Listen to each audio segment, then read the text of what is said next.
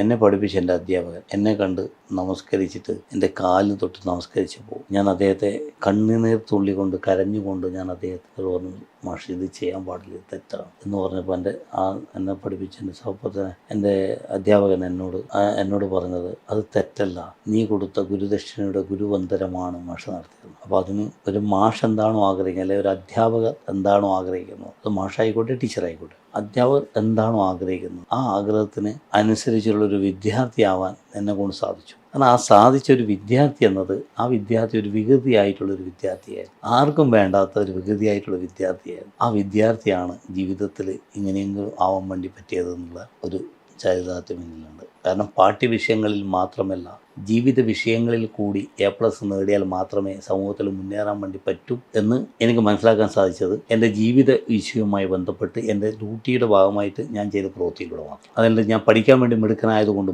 അല്ല എനിക്ക് കിട്ടിയത്, ഞാൻ ചെയ്ത പ്രവൃത്തിയിലൂടെ കിട്ടിയ അംഗീകാരം. അതിൽ ഒരു വിദ്യാർത്ഥിയാവാൻ എനിക്ക് സാധിച്ചു.